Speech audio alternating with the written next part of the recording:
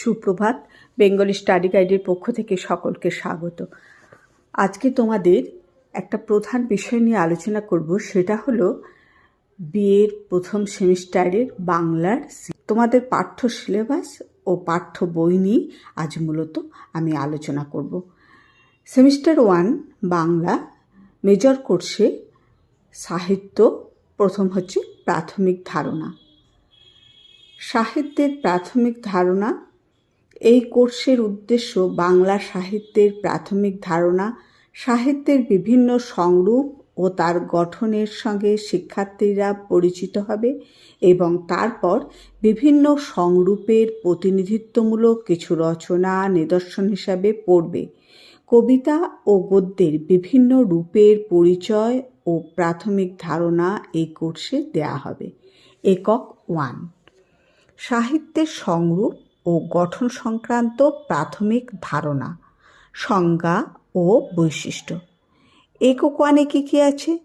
কবিতা, নাটক, উপন্যাস, ছোট গল্প, প্রবন্ধ। সাহিত্যের উদ্ধৃতির মধ্যে কবিতার যে বিভাগ আলোচনা করতে হবে সেইগুলো আমরা পড়ব, নাটকের যে বিভাগ আছে সেগুলো আমরা পড়ব, উপন্যাসের যে বিভাগ আছে সেগুলো আমরা পড়ব, ছোট গল্পের যে বিভাগ আছে সেগুলো আমরা পড়ব, প্রবন্ধের যে বিভাগ আছে সেগুলো আমরা পড়ব। শুধু বিভাগ নয়, সংজ্ঞা থেকে, তার সূচনা লগ্ন থেকে, তার বিভাগ থেকে, তার ক্রমবিকাশের স্তর, সেটা নিয়ে আমরা জানব একক 1-এ। এইবার একক 2-এ আসি। একক 2-এ আমরা পড়ব কয়েকটি কবিতা। 1 নম্বর কবিতা হলো চণ্ডীদাসের লেখা সই কেবা শোনাইল শ্যাম নাম।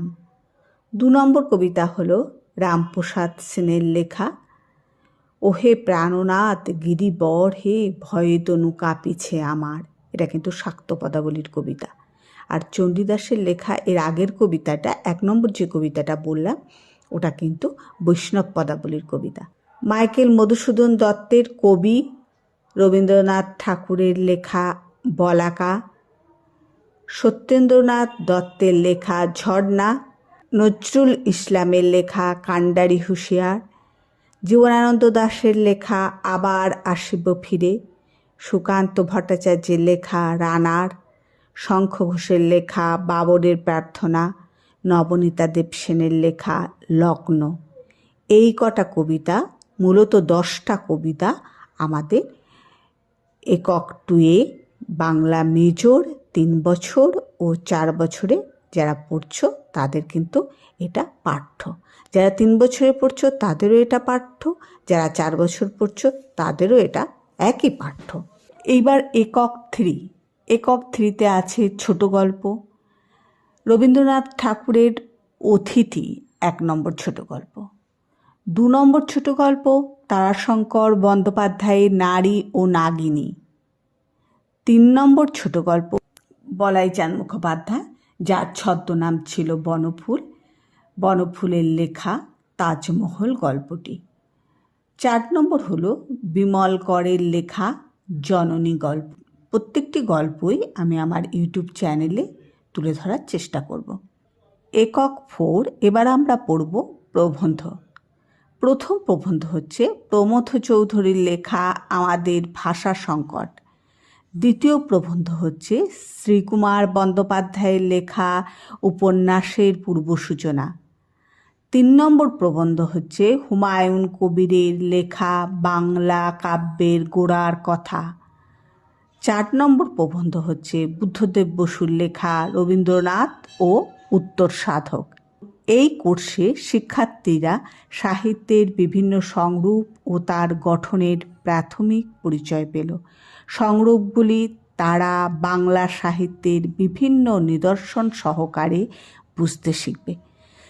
এই যে মেজরের কোর্স বাংলার, এটা 3 বছরের ছেলেমেয়েরা যারা পড়ছো, 3 বছরের নিয়ে ভর্তি হয়েছো তাদেরও একই পাঠ্য, যারা 4 বছর নিয়ে ভর্তি হয়েছো তাদেরও একই পাঠ্য। এই কোর্সের যারা পড়ছো 3 বছরেই পড়ো আর 4 বছরেই পড়ো, তাদের একটা কোর্স পড়তে হবে, সেটা হচ্ছে SEC। ব্যাকরণ ও বানান শিক্ষা। ব্যাকরণ ও বানান শিক্ষা এই কোর্সের উদ্দেশ্য শিক্ষার্থীকে বাংলা ভাষার গঠন সম্পর্কে অবহিত করা, বাংলা ব্যাকরণের বিভিন্ন উপাদান সম্পর্কে শিখে যাতে সে বাংলা বলা এবং লেখা উভয় ক্ষেত্রেই দক্ষতা লাভ করে। এই কোর্সটা তার জন্যই তোমাদের পাঠ্য। এখানে কি আছে এবার আমরা দেখব। একক 1, একক 1-এ আছে ব্যাকরণ কাকে বলে, ব্যাকরণের গুরুত্ব, ব্যাকরণের প্রথাগত ও তুলনামূলক পদ্ধতি, ব্যাকরণের উচ্চারণ ও লিখন। একক 1-এ আমরা দেখলাম ব্যাকরণ সংক্রান্ত সমস্ত বিষয়টা তুলে ধরা হয়েছে। একক 2-এ পদ পরিচয়, সন্ধি, সমাস, এগুলোর সঙ্গে আমরা একটু পরিচয় আছে, যদিও আমরা ভুলে যাই। পদ পরিচয়, সন্ধি, সমাস। একক 3-তে আমরা পড়ব কারক, বিভক্তি, বাচ্য ও বাক্য পরিবর্তন। একক 4-এ আমরা পড়ব বাংলা বানান, বিরাম চিহ্নের ব্যবহার আর রোমান হরফে লিপ্যন্তরীকরণ।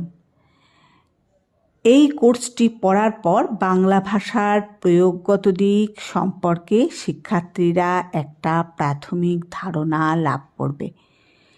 আমরা বাংলার 3 বছরের ও 4 বছরের কোর্সের মেজর সাবজেক্টের যে সিলেবাস সেটা নিয়ে আলোচনা করলাম।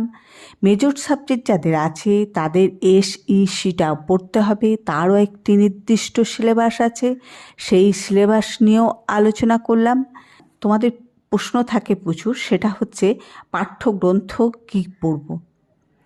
পাঠ্যগ্রন্থ প্রথমে বলি, আমি কোনো নোট বইয়ের সাজেশন তোমাদের দেবো না, আমি কোনো নোট বই পড়তেও আমি তোমাদের বলবো না। তোমরা বাজার থেকে কিনতে পারো, সেটাতে কোনো অসুবিধা নেই।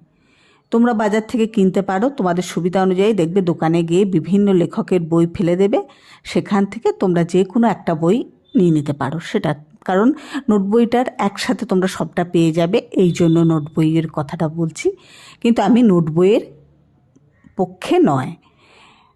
1 নম্বর হচ্ছে পাঠ্যগ্রন্থ আধুনিক কবিতা সঞ্চয়ন, যেটা দেখবে বর্ধমান বিশ্ববিদ্যালয় থেকে প্রকাশিত হয়েছে। 2 নম্বর হলো একালের গল্প, এই বইটিও বর্ধমান বিশ্ববিদ্যালয় থেকে প্রকাশিত হয়েছে। 3 নম্বর হলো প্রবন্ধ সংকলন, বর্ধমান বিশ্ববিদ্যালয় থেকে প্রকাশিত হয়েছে। 4 নম্বর হলো মধুসূদন রচনাবলী, সাহিত্য সংসদ থেকে প্রকাশিত হয়েছে। সত্যেন্দ্রনাথ দত্তের লেখা কাব্য সঞ্চয়ন, কাজী নজরুল ইসলামের লেখা সঞ্চিতা, জীবনানন্দ দাশের লেখা রূপসী বাংলা, সুকান্ত ভট্টাচার্যের সুকান্ত সমগ্র, নবনীতা দেবসেনের লেখা দেজ পাবলিশার্স থেকে প্রকাশিত হয়েছে নবনীতা দেবসেন রচনাবলী প্রথম খণ্ড, রবীন্দ্রনাথ ঠাকুরের গল্পগুচ্ছ, তারাশঙ্কর বন্দ্যোপাধ্যায়ের লেখা শ্রেষ্ঠ গল্প, বনফুলের লেখা শ্রেষ্ঠ গল্প, বিমল করের লেখা 50টি গল্প, যেটা প্রকাশিত হয়েছে আনন্দ পাবলিশার্স থেকে, মহাশ্বেতা দেবীর শ্রেষ্ঠ গল্প, যেটা প্রকাশিত হয়েছে দেজ পাবলিশার্স থেকে, আবশ্যিক বাংলা, যেটা বর্ধমান বিশ্ববিদ্যালয় থেকে প্রকাশিত। তোমাদের আবশ্যিক বাংলা যে তোমরা এইসি করে বারবার বলছো, এটা বর্ধমান বিশ্ববিদ্যালয় থেকে প্রকাশিত হয়েছে। বই আছে, বর্ধমান বিশ্ববিদ্যালয় থেকে প্রকাশিত বই বললে দোকানে গেলেই পাবে।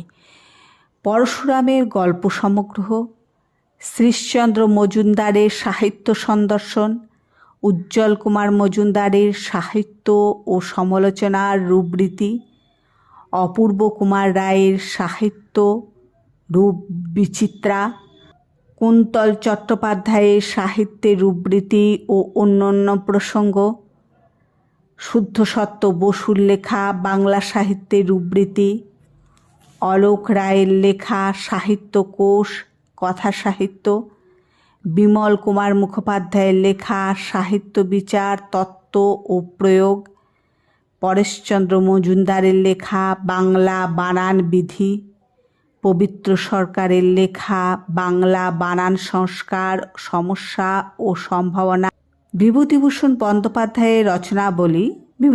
বন্দ্যোপাধ্যায়ের রচনাবলীর নবম খণ্ড মিত্র ও ঘোষ পাবলিশার্স থেকে প্রকাশিত হয়েছে। বাংলা উপন্যাসের কালান্তর সরোজ বন্দ্যোপাধ্যায়ের লেখা, নারায়ণ গঙ্গোপাধ্যায়ের লেখা সাহিত্যে ছোট গল্প, শিশির কুমার দাশের লেখা বাংলা ছোট গল্প। এই বইগুলো তোমাদের অথেন্টিক বই এবং এই বইগুলো থেকে তোমাদের যে পাঠ্য আছে মেজরে এবং এসইসিতে, সেগুলো কিন্তু এই বইগুলো থেকে যদি তোমরা পড়ো খুব কম পরিশ্রমে খুব ভালো লেখা পাবে এবং খুব তোমাদের কাজের হবে।